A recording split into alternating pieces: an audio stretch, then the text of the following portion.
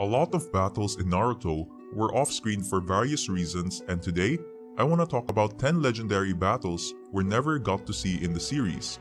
But before starting, I want to ask you all to like this video and subscribe this channel for more. I hope all of you have a great day, and let's start the video. Tobirama Senju has been one of the most interesting and powerful ninja in the history of Naruto.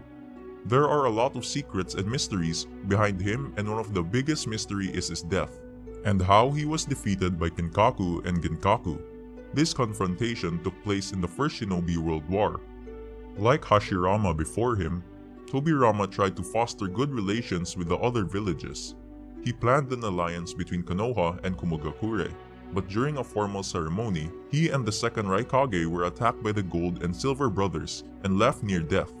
During the First Shinobi World War, Team Tobirama, as well as Danzo Shimura, Torifu Akimichi, and Kagami Uchiha, found themselves surrounded by Kumo's Kinkaku force. With no way for all of them to escape, Tobirama volunteered to act as a decoy in place of Hiruzen. As he departed, he passed the title of Hokage to Hiruzen before being killed by Kinkaku. This is a very interesting battle, and I am very disappointed that we never saw it, not even in the fillers. I really wondered how Kinkaku unit managed to defeat Tobirama Senju, one of the strongest ninja in history. Might Dai, often referred as an eternal genin, was a shinobi from the Hidden Leaf. In the Third Shinobi World War, Dai rescued his son and his teammates, Ebisu and Genma Shiranui, from the 7 ninja swordsmen of the Mist who had confronted the trio.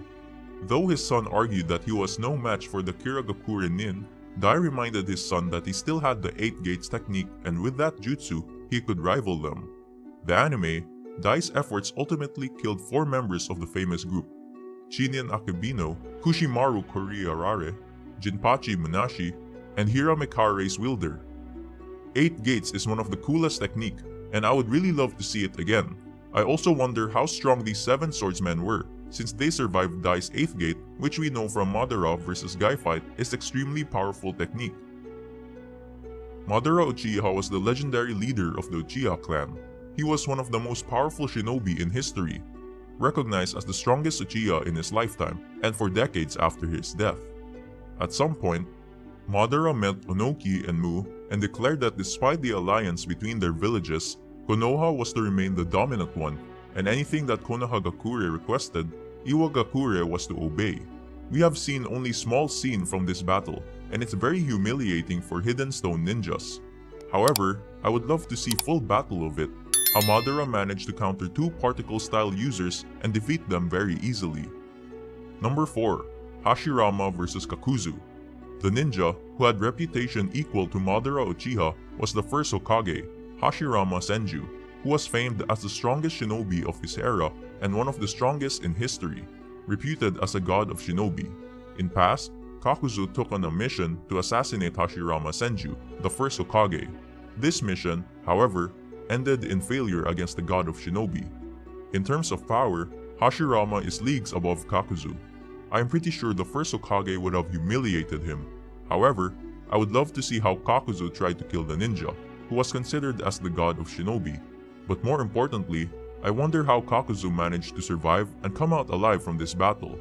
It seems he used to be selfish and took this mission in order to get famous, but we already know how that ended. Number 5. Hashirama Final Battle. Many people think that Kakuzu killed Hashirama, but we have already cleared that misconception. Now, let's talk about final battle of Hashirama Senju that has happened in the First Shinobi World War. Many people think that he died of old age, but that's not true. According to official data, First Naruto Databook, which is written by Masashi Kishimoto, creator of Naruto, ultimately, Hashirama's wish for peace would not come to fruition during his lifetime, and he died while Konohagakure began to flourish. Also, we know that with Edo Tensei, ninjas are reanimated in the physical state they were in when they died. That's why Chiyo and 3rd Hokage were reanimated old.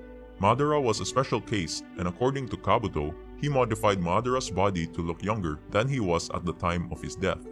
When Hashirama was reanimated, we can see that one of the shoulder plates of his armor is destroyed, which means he was fighting before dying. But who he was fighting against? Who was strong enough to defeat the god of shinobi? Number 6. Minato vs 1000 Ninja. Minato was one of the most powerful shinobi in history, considered by many as unmatched by anyone else. He became worldwide famous after his great effort in the Third Shinobi World War, but the true recognition came after he defeated Iwagakure army all by himself, a feat that forced Onoki to accept a peace treaty. However, there is one misconception about this battle. Many people think that Minato has killed 1000 ninjas. However, that is not true, and I think it was a misunderstood line from Onoki from the Shadow of the Anbu arc. Onoki says, "With the pride on our line, we sent 1000 of our shinobi, and I hear that it took just one of them, the Yellow Flash, to stop the invasion."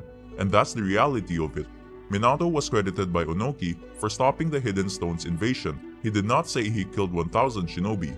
The manga goes more in depth in Kakashi Gaiden. Minato lays out the situation to his team and tells them that the Hidden Stone has deployed 1000 shinobi to the front line to invade the Hidden Grass village.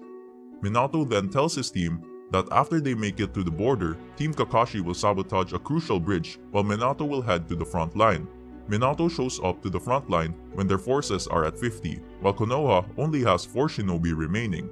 Like Onoki just said in the Shadow of the Anbu episode, they were about to succeed in their invasion, 50 versus 4, before Minato showed up and beat the remaining 50 in an instant, ending the invasion.